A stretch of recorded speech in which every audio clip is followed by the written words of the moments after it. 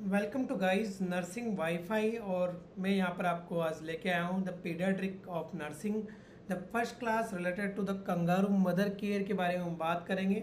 आप में से काफ़ी लोगों को कंगारू मदर केयर के बारे में पता भी होगा, पर मैं आपको जो फैक्ट बताने वाला हूँ वो कहीं ना कहीं आपके नॉट सेट के लिए काफ़ी ज़्यादा बेनिफिशियल होने वाले हैं। और ये नोट्स जो हमारे पास है सुपर स्पेशलिस्ट नोट्स हैं हमारे खुद के बनाए हुए। तो स्टार्ट करते कंगारू मदर केयर। अगर कंगारू मदर केयर की हम बात करें, केएमसी की हम बात करें, जैसे कि सामने हमारे पास नोट्स बने हुए हैं, मैं हाईलाइट भी करता चलता हूँ आपके लिए ताकि आपको पता रहेगा।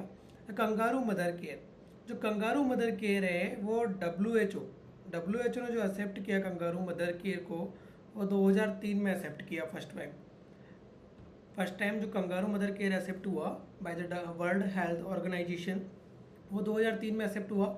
द फर्स्ट केएमसी किसकी बात कर रहे हैं? देखो इंडिया की बात कर रहे हैं, केवल इंडिया की बात करें कि इंडिया के अंदर फर्स्ट केएमसी कहाँ स्टार्ट हुई, तो बीजे हॉस्पिटल जो था आपका अहमदाबाद, बीजे हॉस्पिटल अहमदाबाद में क्या किया गया, कंगारू मदर केयर को स्टार्ट किया गया। अब अभी तक हमने ये डिस्कस नहीं किया कि कंगारू मदर केयर होता क्या है। तो देखिए, कंगारू मदर केयर एक टेक्निक से जो कि हाइपोथर्मिया से बच्चों को बचाती है, जो कि लो बर्थ वेट बेबीज होते हैं। बात करें कि क्या करते हैं उसके अंदर, तो मेन इंपॉर्टेंट जो कंपोनेंट है, प्राइमरी जो कंपोनेंट है यहाँ पर हमारे पास कंगारू मदर केयर का, वो है skin to skin contact between the mother and baby. कि मदर और बेबी को दोनों के बीच में क्या रखते हैं, वहाँ पर स्किन टू स्किन कॉन्टैक्ट रखते हैं। जनरली क्या किया जाता है कि जो न्यूबॉर्न बेबी है, जो लो बर्थ वेट है, स्मॉल फॉर गेस्टेशनल एज है, intra uterine growth retardation IGR baby है, उनको मदर के ब्रेस्ट के बीच में रखा जाता है। पोजीशन पे हम डिस्कस करेंगे।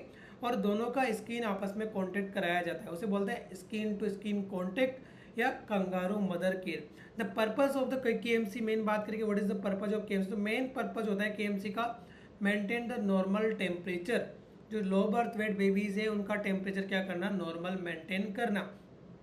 अब बात आती है कि केएमसी स्टार्ट कहाँ से हुआ, सबसे पहले केएमसी किसने स्टार्ट किया।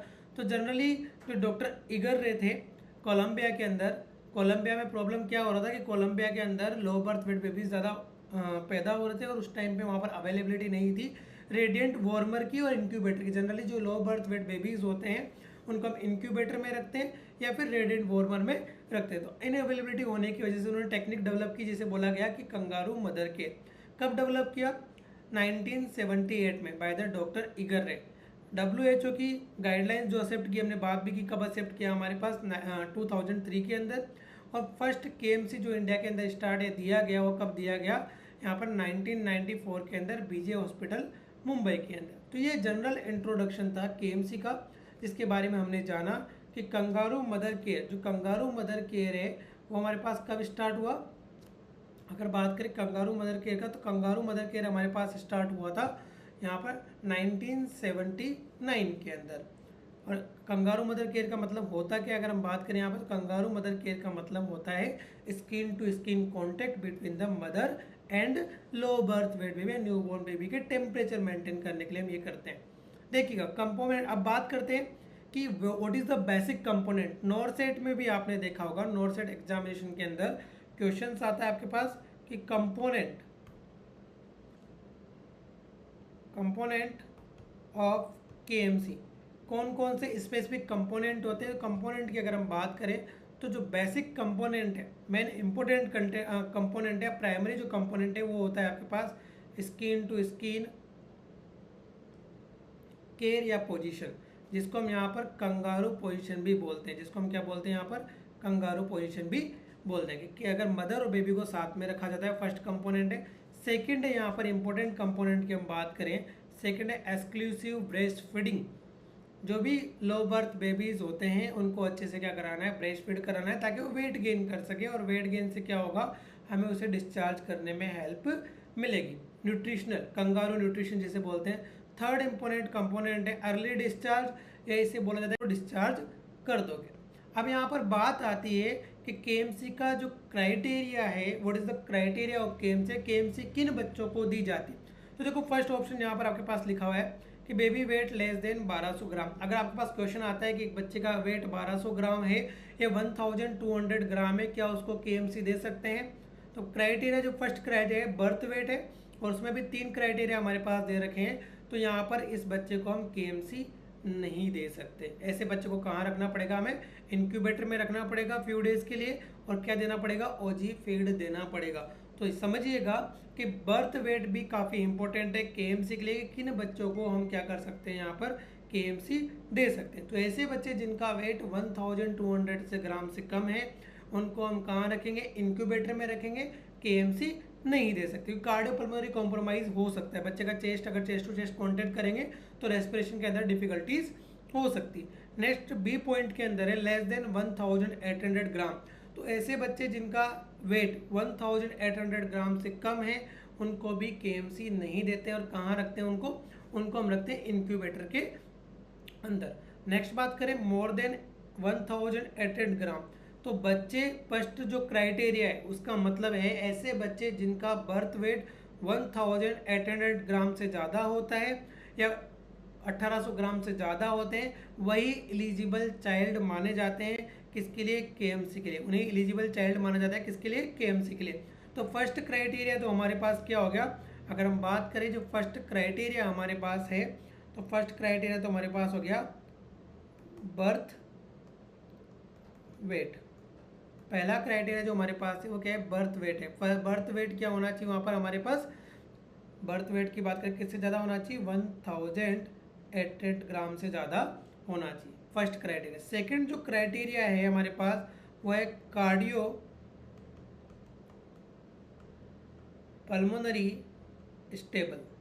अब देखो कार्डियो पल्मोनरी स्टेबल का मतलब कि रेस्पिरेशन के अंदर और हार्ट रेट के अंदर कोई भी प्रॉब्लम ना हो, जैसे कि कोई क्रेकल्स ना हो, आरडीएस ना हो बच्चे को, या हम बात करें कि ब्रेडिकार्डिया ना हो, टेकिकार्डिया ना हो। तो ऐसे बच्चे जो कार्डियो पल्मोनरी स्टेबल है सेकंड क्राइटेरिया के अंदर वो क्या होते हैं, एलिजिबल होते हैं। फर्स्ट क्राइटेरिया क्या है, बर्थ वेट कितना होना चाहिए, 1800 ग्राम से ज़्यादा होना चाहिए, और सेकंड क्राइटेरिया है कि कार्डियो पल्मोनरी स्टेबल होना चाहिए। उन बेबी को क्या दे सकते हो आप, केएमसी दे सकते हो। जो इंपॉर्टेंट क्वेश्चन मैंने देखा एग्जाम के अंदर कई बार पूछा गया है कि which is child is eligible, कौन से चाइल्ड जो एलिजिबल होता है केएमसी के लिए, तो बर्थ वेट 1800 ग्राम से ज़्यादा और कार्डियो पल्मोनरी स्टेबल होना चाहिए।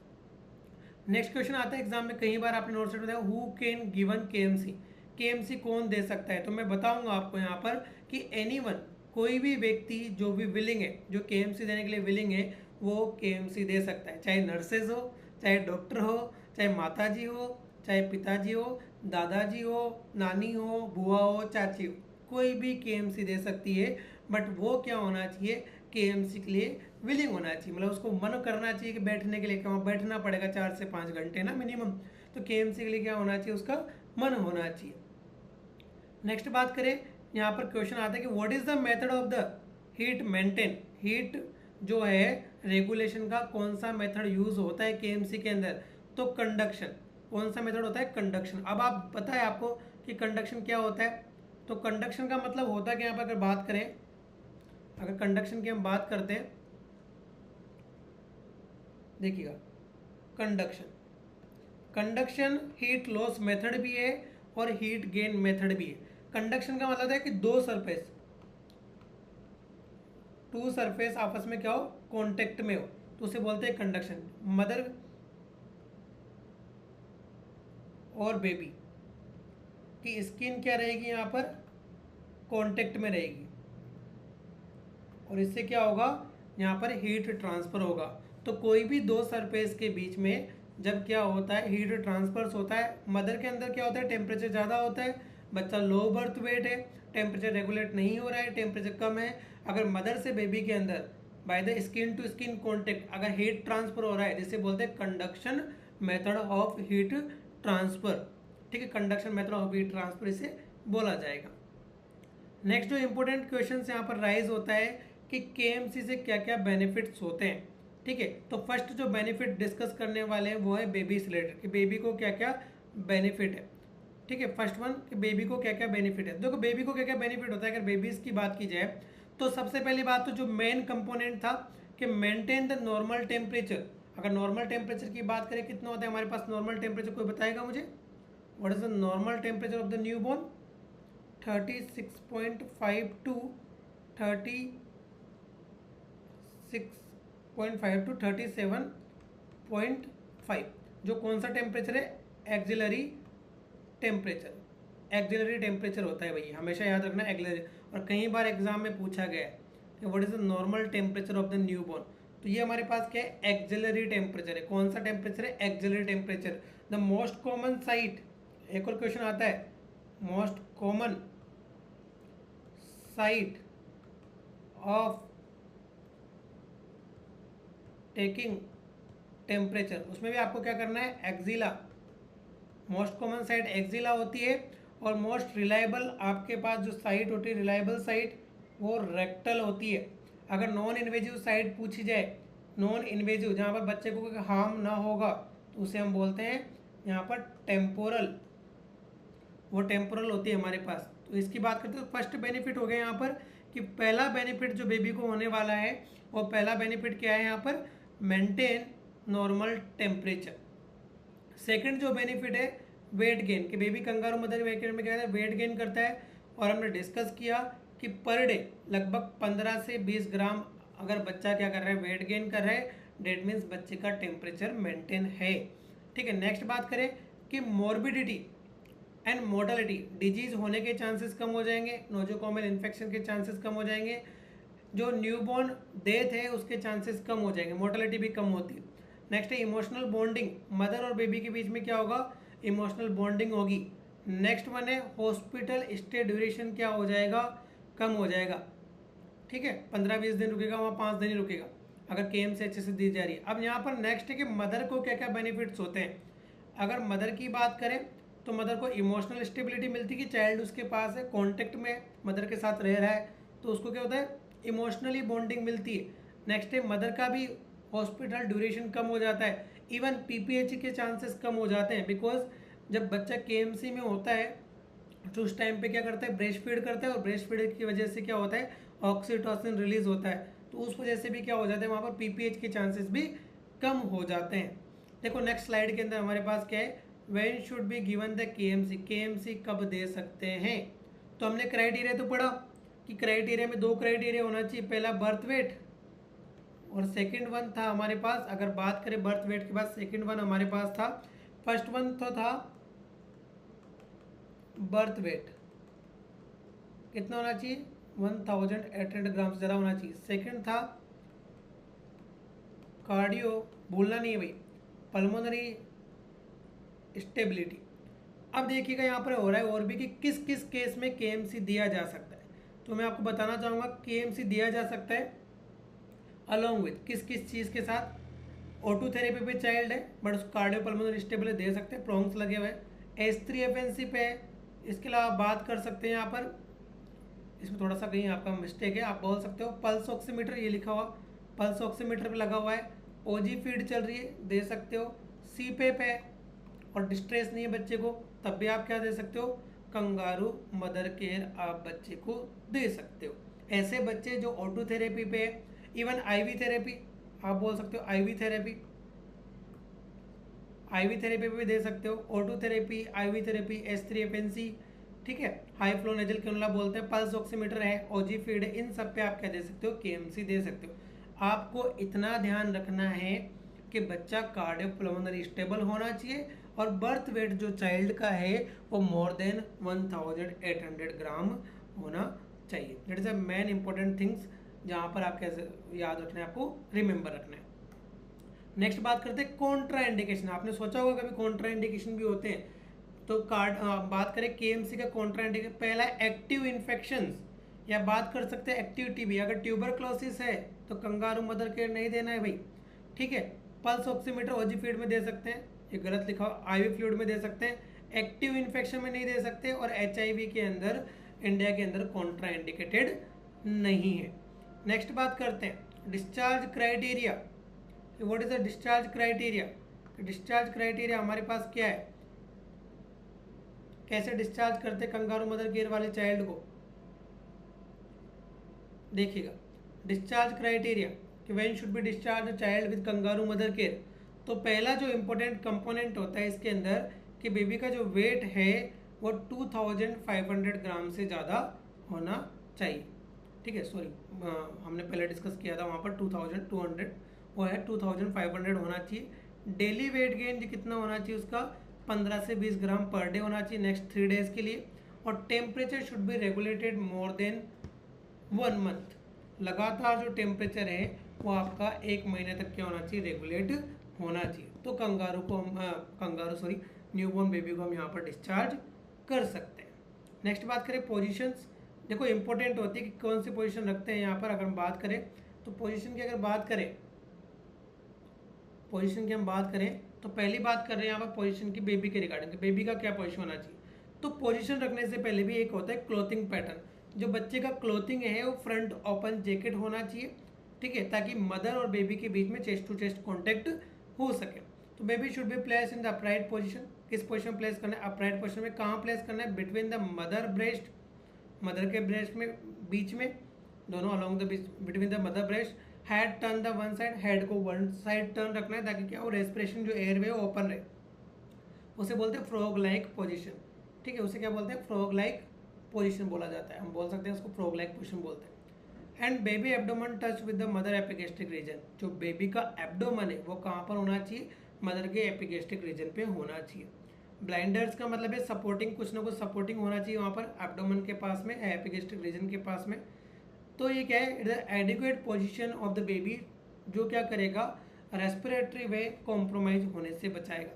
नेक्स्ट बात करें मदर, मदर का जो पोजीशन है सेमी इंक्लाइन बोल देते हैं, या फिर हम बोल सकते हैं कि सेमी फॉलोअर पोजीशन देना है। मदर सिटिंग पोजीशन में भी दे सकती है, मदर स्टैंडिंग पोजीशन में भी दे सकती है। जो बेस्ट पोजीशन होता है वो सेमी फॉलोअर पोजीशन है, सेमी इंक्लाइन पोजीशन हो सकता है। उसके लिए क्या करना है, 2 to 3 पिलोज बैक साइड में लगाने। बेनिफिट क्या है इस पोजीशन की बात करें, फर्स्ट बेनिफिट है help to exclusive breast feed, mother अच्छे से ब्रेस्ट फीड करा सकती है। Help to skin to better skin to skin contact या चेस्ट टू चेस्ट कॉन्टैक्ट होता है। Help to resolve regurgitation of food, जो बच्चा फीड ले रहा है, दूध पिला रही मदर बार बार, तो बच्चे को रीगर्जिटेशन वाला प्रॉब्लम होता है due to the cardiac sphincter immaturity की वजह से, क्योंकि न्यूबॉर्न क्या है, immature child, low birth weight child को हम क्या दे रहे हैं, केएमसी दे रहे हैं। तो उन बच्चों के लिए हम क्या कर सकते हैं, इसको फॉलो कर सकते हैं, ठीक है। Help to reduce the respiratory distress, और रेस्पिरेटरी डिस्ट्रेस को रिड्यूस करने में भी क्या करता है, हेल्प करता है। नेक्स्ट बात करते हैं इसी के अंदर,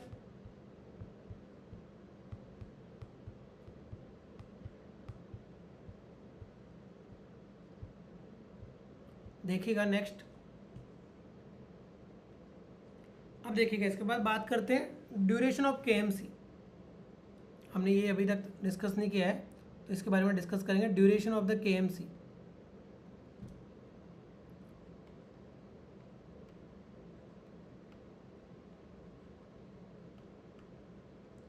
फर्स्ट होता है हमारे पास शॉर्ट पीरियड, इंडियन गाइडलाइंस के अकॉर्डिंग है तो 1 to 4 आवर्स, मिनिमम 1 से 4 घंटे तक अगर बेबी को रखा है, that is the short duration KMC. क्या बोलते हैं उसको, short duration KMC. First one है हमारे पास शॉर्ट ड्यूरेशन केएमसी। मिनिमम जो टाइम पीरियड हो सकता है केएमसी का वो हो सकता है 1 घंटे, इससे कम नहीं होगा, 1 hour short period of KMC. Second one है हमारे पास जो है उसको बोलते हैं हम एक्सटेंडेड पीरियड, उसका ड्यूरेशन जो होता है वो होता है 5 to 8 आवर्स, इंडियन गाइडलाइंस के according 5 to 8 hours.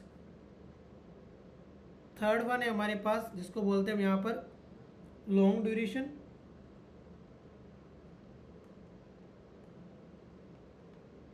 Long duration KMC कितना होता है हमारे पास, लगभग 9 to 12 आवर्स। फोर्थ वन है इसको बोलते हैं कंटिन्यूअस, जो होता है आपके पास 12 से 24 घंटे। जनरली अगर आपसे ये इंडियन गाइडलाइंस के अकॉर्डिंग नहीं पूछा जाता, पूछा जाए कि केएमसी कितने टाइम के लिए देते हैं, तो 24 आवर्स, सिंपल सी बात है। अकॉर्डिंग टू WHO या अकॉर्डिंग टू WHO बात करें तो हम बात करेंगे यहाँ पर कि केएमसी कितने टाइम के लिए देते हैं, तो केएमसी जनरली देते हैं हम 24 आवर्स के लिए, ऐसे बच्चे 24 आवर्स के लिए दिया जाता है। नेक्स्ट बात करते हैं इंडिकेशंस, नेक्स्ट बात करते हैं इंडिकेशंस कि क्या क्या इंडिकेशन। फर्स्ट तो आपके पास अगर लो बर्थ वेट और किससे ज़्यादा होना चाहिए, 1800 ग्राम से ज़्यादा होना चाहिए, लो बर्थ वेट। ठीक है। Preterm child, preterm child. Next है स्मॉल फॉर गेस्टेशनल एज, या small for age, small for gestational age, small for gestational age या स्मॉल फॉर एज, इन बच्चों के लिए यूज़ किया जाता है। ठीक है। तो सारे बच्चे हैं। और नेक्स्ट हो सकता है बर्थ वेट का खास ख्याल रखना है, बच्चा कौन सा हो सकता है, इंट्रा यूटेराइन ग्रोथ रिटार्डेशन, ये चाइल्ड भी हो सकता है। इन सब बच्चों के लिए क्या यूज़ करते हैं हम यहाँ पर, KMC यूज़ करते हैं, कंगारू मदर केयर। तो best of luck guys for your NORCET exam.